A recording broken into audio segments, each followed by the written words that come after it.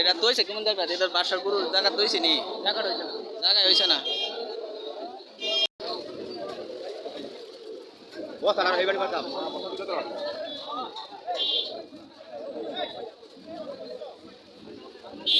একটা বস্তা লাগবো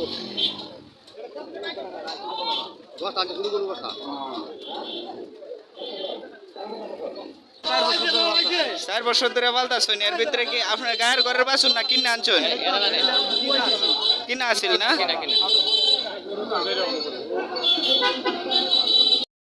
যে গেছে কুরবানি ঈদের বেলা যে গরুটা কি বাজারে তুলছিল পরে 2.5 লাখ টাকা দাম হয়েছে 60 বলছিল আবার এই বছর আবার এই বাজারে তোলা হয়েছে এই বাজারে দাম হয়েছিল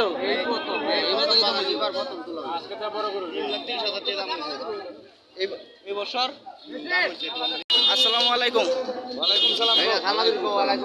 চাচা হয়তো গরমে অনেক ক্লান্ত গরু আনতে গিয়ে অনেক হিমশিম খাইছে বাঁকা অনেক বড় কারেন্টের বাজারে লেগে সর্বোচ্চ গরু এর চেয়ে বড় গরু আর কারেন্টের বাজারে ঘুরে দেখলাম নাই চাচা এই গরুটা ফালতে গিয়ে তো অনেক কষ্ট করছেন কথাগুলো একটু জোরতে বলবেন অনেক কষ্ট অনেক আপনার কত বছর ধরে আপনার হাত 3 বছর ধরে আর আমার ছেলে 3 বছর ধরে আপনার হাত এটা কি আপনার গায়ের ঘরের বাছুর নাকি কিনছিলাম 57000 দেব 57000 টাকা দিয়ে জি তা এই সামনে বছর যে কুরবানি ঈদ গেছে এই দেখি আপনি দেখাইছিলেন 2.5 লক্ষ টাকা দাম হয়েছে তে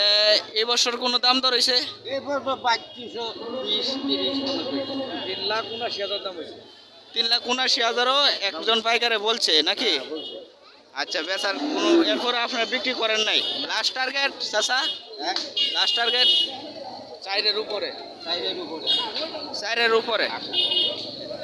এই বছরে বিক্রি করে দেওয়ার পুরা চিন্তাধারা আছে 100% দেওয়ার বিক্রি মানে কতটুকু ওয়েট আছে এটা কি আপনার জানা আছে ওজন কতটুকু অনুমান হতে পারে গরুটার আর এটা আমার জানা নাই কেমনে আমি খুব ব্যবসা করি গরুকে এইটাই নাকি আরো আছে আপনার আছে বাড়ি আরেকটা আছে কেউ যদি আপনার সাথে যোগাযোগ করতে চায় কিভাবে করবো এটা মোবাইল নাম্বার আছে আমার সাথে মোবাইল নাম্বার এই যে ভিডিওটা করতেছি এই ভিডিওটা সমগ্র বিশ্বে দেখতে পাইবো যদি আপনার কাছে নাম্বার দেখতে পারবেন আমি আপনার নম্বর অলরেডি ভিডিওতে দিয়ে দেবো ঠিক আছে গ্রাম 10 ঘর বাড়ি 10 ঘর গ্রাম 10 ঘর হ্যাঁ থানা বিশাম্বরপুর জেলা সুনামগঞ্জ বাজার কারেন্টের বাজার ঠিক আছে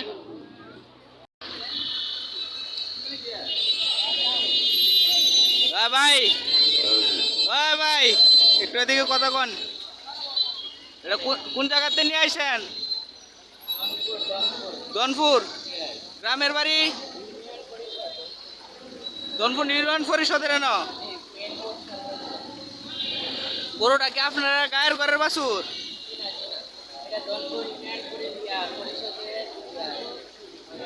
আসসালামু আলাইকুম গরুটা কি আপনার মাজন আছে আপনারা নিয়ে আসছেন